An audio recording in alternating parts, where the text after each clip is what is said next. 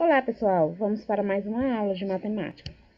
A aula de hoje a gente vai continuar com juros simples, né? Então, é a nossa aula de número 2. Relembrando, juros simples é um acréscimo calculado sobre o valor inicial de uma aplicação financeira ou de uma compra feita a crédito, por exemplo. O valor inicial de uma dívida, empréstimo ou investimento é chamado de capital. A esse valor é aplicada uma correção chamada de taxa de juros, que é expressa em porcentagem. Os juros são calculados considerando o período de tempo em que o capital ficou aplicado ou emprestado. Então, na aula de hoje, a gente vai identificar como encontrar esse capital, né, na aplicação de juros simples. Então, como a gente já viu a fórmula de juros simples, que é o capital vezes a taxa vezes o tempo dividido por 100, hoje a gente vai pegar e vai inverter essa fórmula para encontrar o capital. Então, como é que a gente vai inverter? Qual é a fórmula que se usa para encontrar o capital? A fórmula ela é a mesma da de juros, porém a gente só vai inverter esses valores em uma posição assim, como é que eu posso dizer? Mudar os valores e as posições das letras. Então, como é que ficaria essa fórmula para encontrar o capital nessa aplicação de juros simples? A gente vai pegar o capital igual a juros vezes 100, dividido pela taxa vezes o tempo. Então, através dessa fórmula, a gente encontra quem é o capital, em que o C é o capital, o J é os juros, o I é a taxa e o T é o tempo. Continua o mesmo valores, né, identificado como C, J, I e T. Quando a gente vai colocar isso em prática, como é que a gente iria fazer? Por exemplo, eu tenho aqui, qual é o capital que é emprestado durante 3 meses a uma taxa de 5% ao mês, rendeu juros de R$30. Então, observe que eu tenho perguntando qual é o capital. Então, é esse valor desse capital que a gente vai encontrar aqui.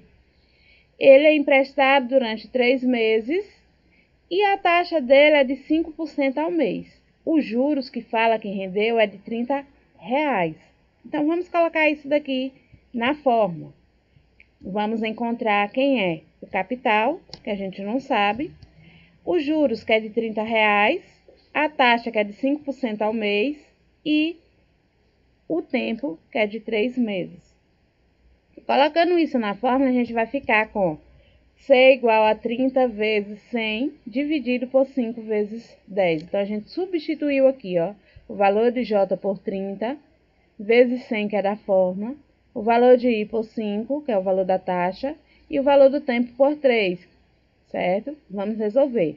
Então, multiplica primeiro aqui o numerador, 30 vezes 100, que dá 3.000, e depois o denominador, 5 vezes 3, que dá 15. Divide 3.000 por 15, que vai dar 200. Então, esse é o valor do capital.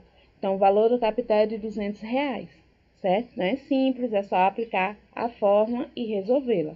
Então, vamos aqui.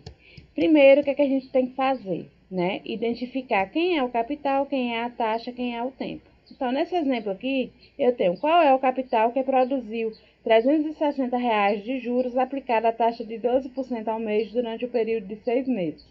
Então, eu tenho o capital, que a gente está procurando. Eu tenho os juros, que é de R$360, como fala aqui no problema. Produziu R$360 de juros. A taxa, que é de 12% ao mês. E o tempo, que é 6 meses. Vamos colocar isso na fórmula agora.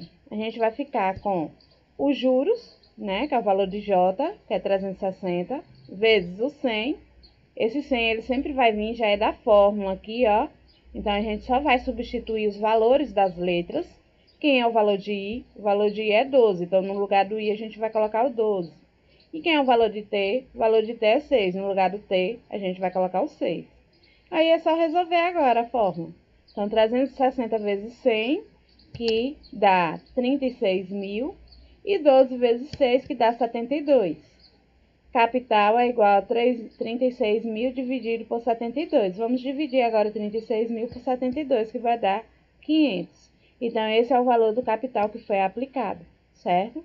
Então, gente, para encontrar o capital, basta vocês identificarem quem é o valor que vocês vão substituir na fórmula. Então, quem é o valor de J, quem é o valor de I, quem é o valor de T, seguir a fórmula juro vezes 100, dividido por I, que é a taxa, vezes o T, que é o tempo.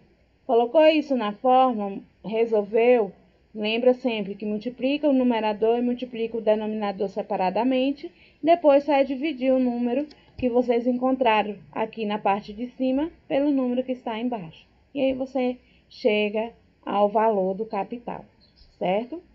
Então, obrigado pela atenção de vocês e preste atenção nessa aula para que vocês possam conseguir resolver as atividades. Volte na aula sempre que puder.